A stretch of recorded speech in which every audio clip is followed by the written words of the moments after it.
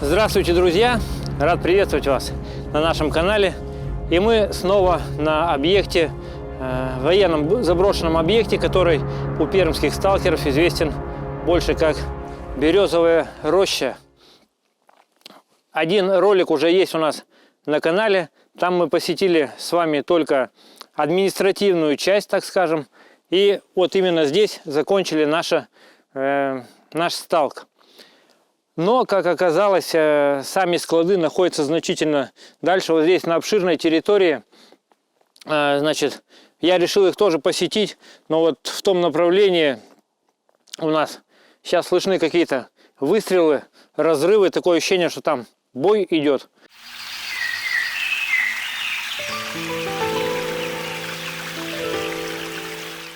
Пошли.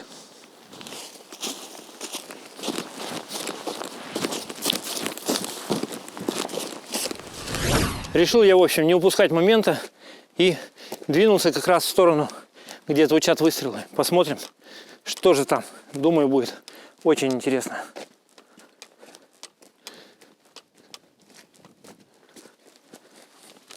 А вот, друзья, смотрите, первый ангар. Обалдеть. Какой большой. Ага, оказывается, он почти разрушен уже, разобран.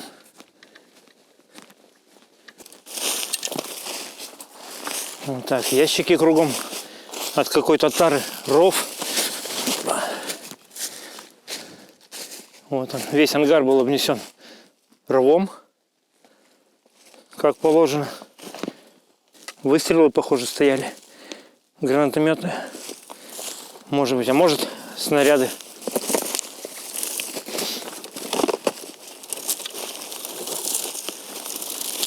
Перекомплектовано на ФКЛ. Так, нет наименования продукции, но где-то мы, может, увидим ее. Сейчас посмотрим, узнаем, что же здесь все-таки находилось.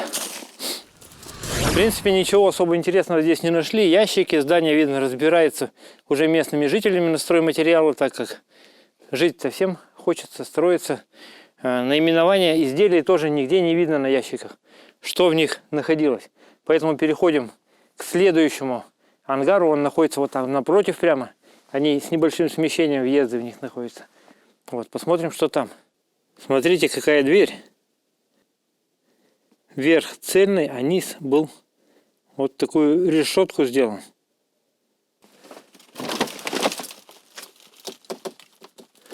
Решетка тоже деревянная. Видимо, только для того, чтобы просматривать, что находится за дверью, чтобы видеть, что находится за дверью.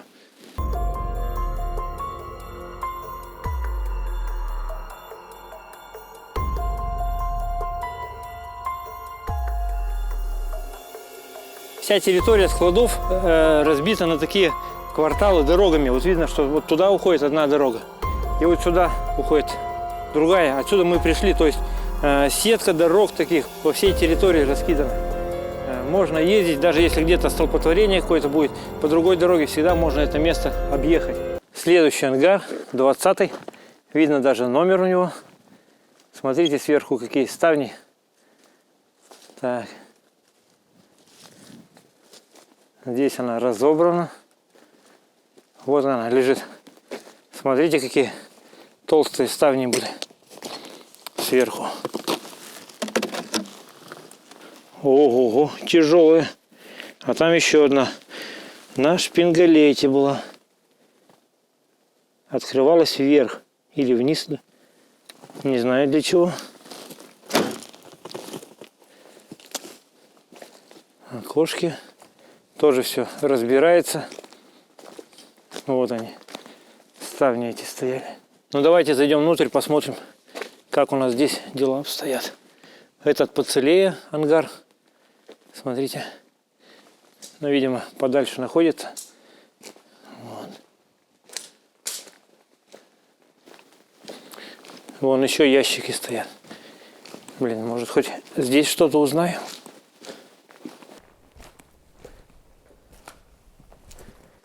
Нет, и здесь на ящиках ничего нет. Вот какие-то есть железные такие скрутки поверху идут. То есть что-то здесь крепилось явно. Вот видно, даже выбито оно. Какие-то железные, наверное, перемычки. Может, как стеллажи. Ладно, друзья, также неинформативный склад. Будем уходить в другое место.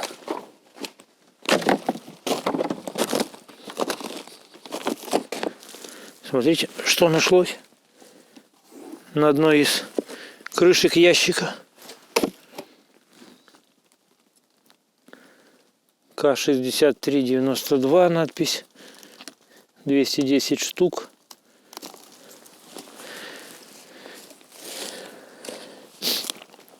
Вот он, целый ящик. Посмотрим. ПС-ГС 2160 штук. К-65-92-17. Так как здесь пятерка. 5,45. Патроны. Патроны хранились. 5,45. Это патроны для автомата Калашникова. АКС-74. Калибр 5,45. Так, ну вот он склад. Все. Все, дальше двигаемся. Решил немного прогуляться по лесу. Я обнаружил, что лес здесь не очень хороший такой. Многие деревья поколоты, изранены. Может быть, какие-то пострелушки здесь были. А расстояние между ангарами, между складами, видимо, специально были выбраны так, чтобы в качестве, в случае, вернее, взрывов, каких-либо происшествий, которые, возможно, здесь и встречались, другой склад не пострадал. Внутри, что у нас внутри?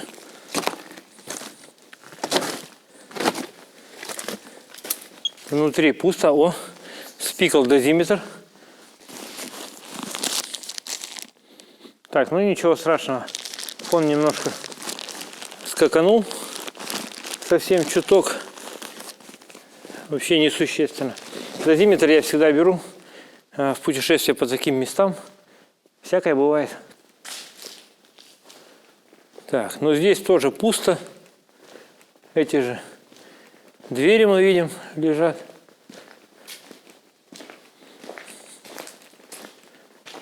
Вот они. Так. Надпись. Ящик. Номер 465. ДГ-4. 45 килограмм.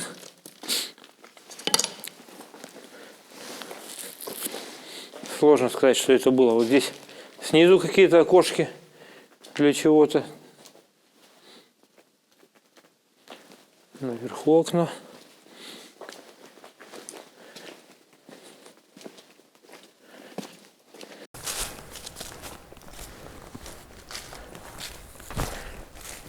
Вокруг ров.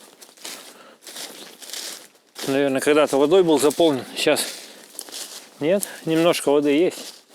Не категорично. Так, ну ладно. С этим все. Отправляемся к другому. Где-то мы что-то интересное должны найти.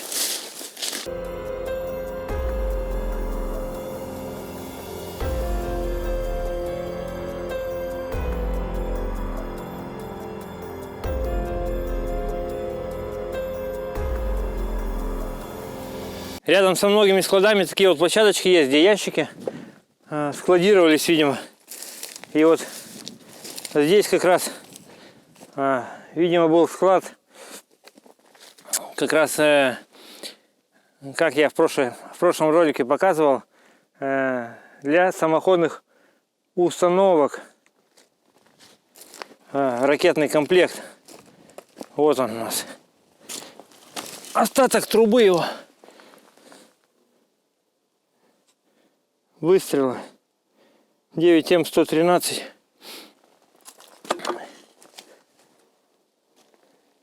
Видно, что ящики кругом разбросаны лежат. Здесь вот жгли, видимо, их, чтобы не уничтожать, не вывозить, просто решили сжечь. А может, по уже известным причинам, сами понимаете, у нас на пожары много что списывать любят. Так что вот.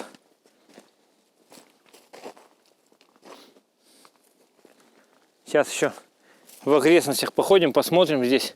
Может, что-то и уцелело от огня-то.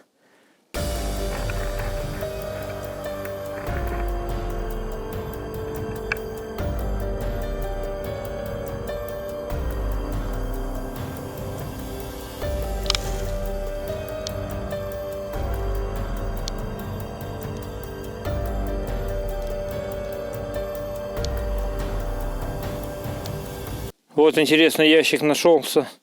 Основные. 82 БМ НБЛ 11. 2000 штук основных зарядов. Запасных 40 штук. Брутто 91 килограмм. Вот так вот. Какие-то заряды здесь находились. Здесь, смотрите, вообще нормально. Помещение довольно-таки целое. Ого. Так. Двери, ящики. Интересно. Даже мишура новогодняя есть. Кто-то Новый год отмечал. Может, кто-то из сталкеров из наших. Так. Ящики. Так. 100Т. ДГ-4. Нету 95 килограмм. Вот, смотрите, сколько ящиков здесь. Таких. Бумага лежит, видимо, что-то было в бумагу завернуто.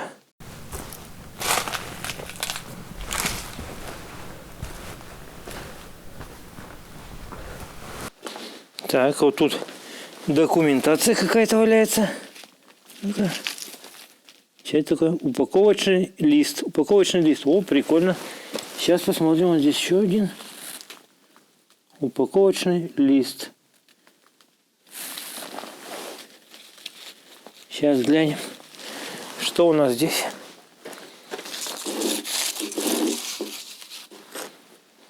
ВЧ-63-196. Склад РАФ.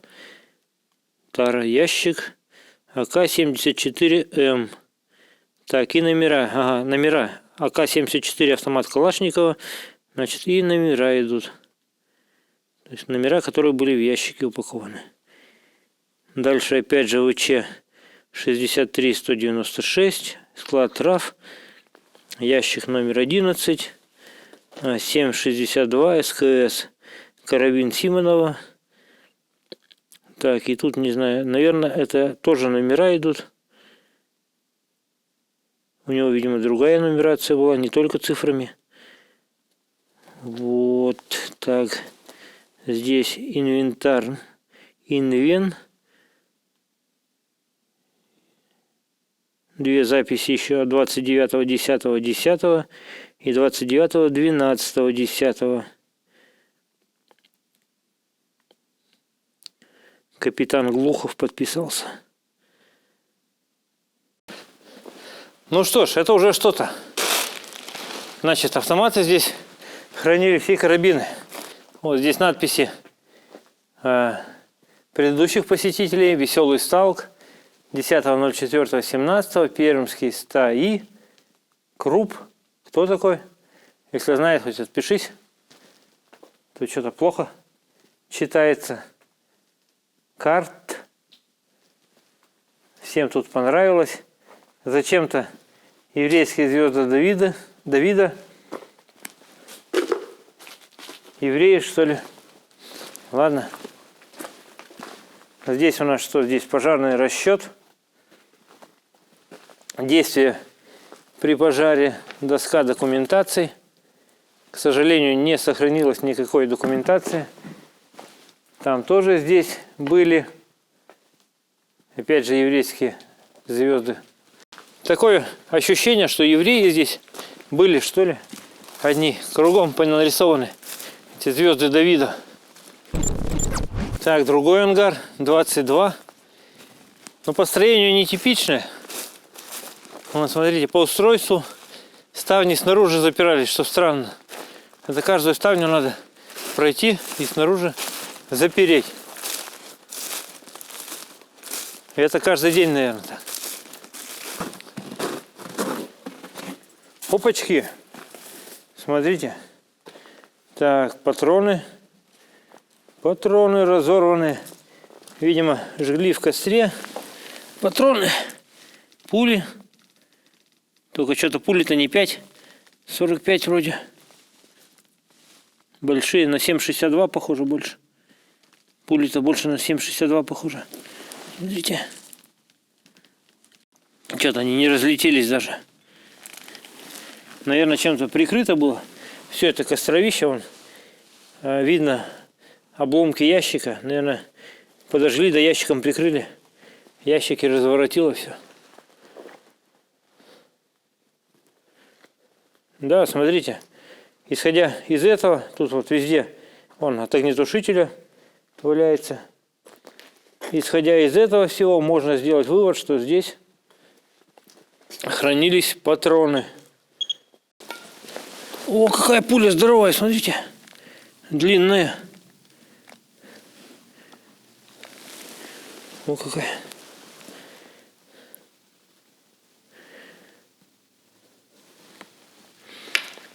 Так.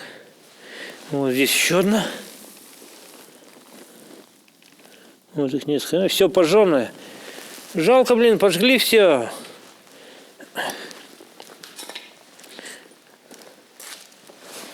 Вот здесь еще.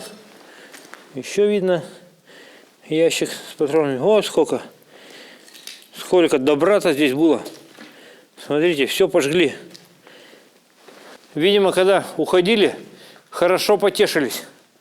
А может, после уже кто-то здесь гулял так с размахом.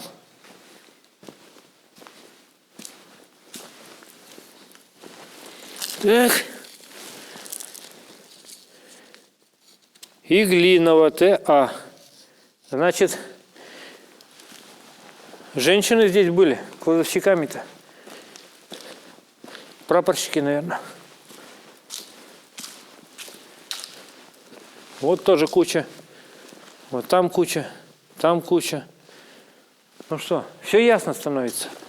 Все становится ясно. Так, вот 7,62 патроны. Значит, я был прав все-таки. Не обмануло меня. Мой глаз не обманул. Это не 5,45. 7,62. Патроны 7,62. Вот сколько. Пипец. Пострелять-то можно было.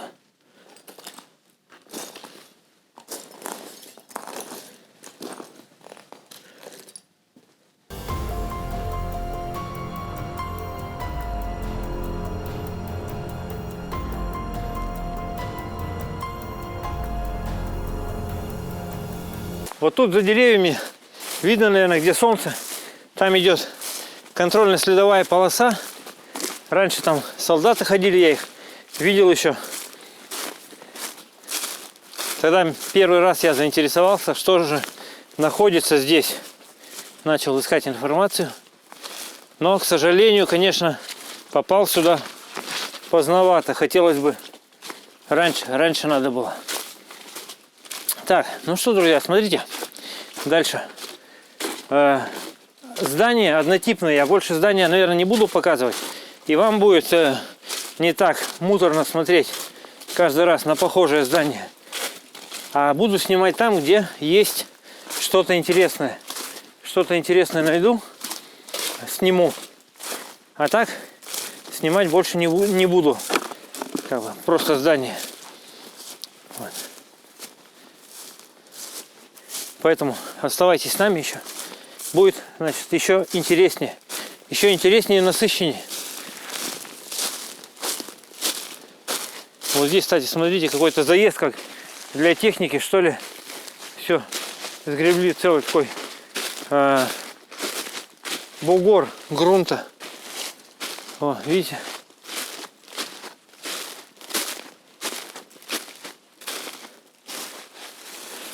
Так, ладно, уходим.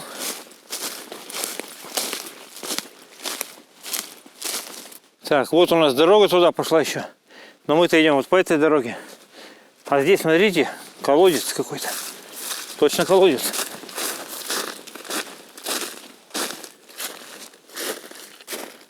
А, вода. Вода. А я уж думал, вдруг да подземелье какое-то. Сейчас, думаю, проникнем, тем более на перекрестке. Как раз для какого-то секретного хода самое то оказалось. Залит водой, даже если там что-то и было. Так, еще один бывший склад с патронами. Здесь вообще их море. Просто море, смотрите, разбросано. Взорваны все, сожжены, видимо. Пули 7,62, явно 7,62. Автоматные патроны. Автомат или карабин. Там от длины гильзы, по-моему, зависит только. И вот здесь какие-то интересные штучки. Я не знаю, что это такое. Такие вот, смотрите, как стаканчики. Вот. Не знаю, чего они. Кто, может быть, знает, напишите в комментарии. Вон здесь сколько. Море. Везде на полу валяются. Не знаю, как называются. И документации никакой нет, по которой можно было бы вычислить или узнать, что это такое.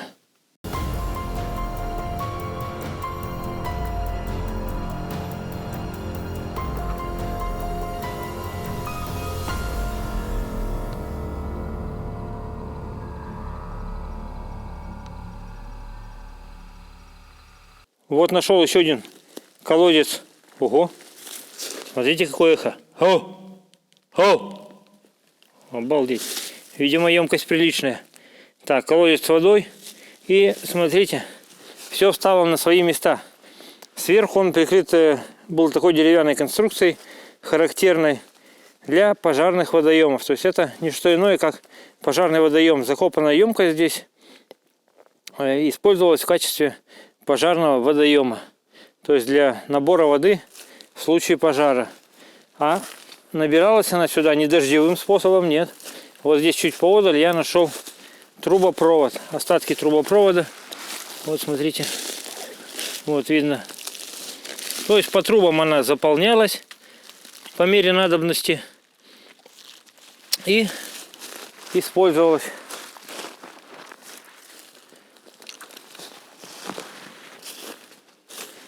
Вот так.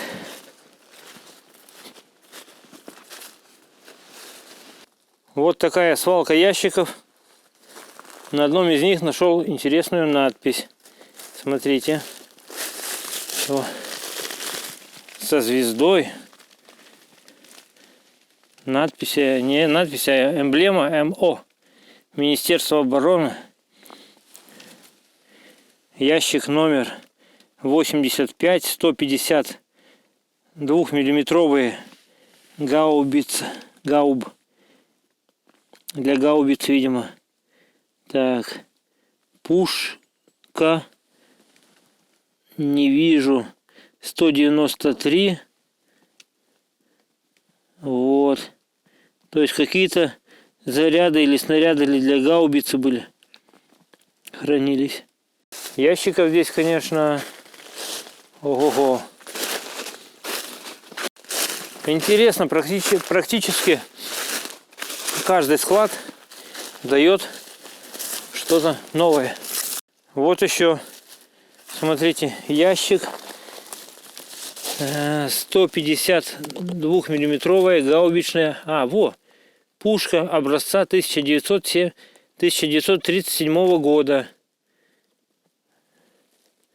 Н-71Т, что ли. Ну вот, теперь понятно, для гаубичной пушки образца 1937 года.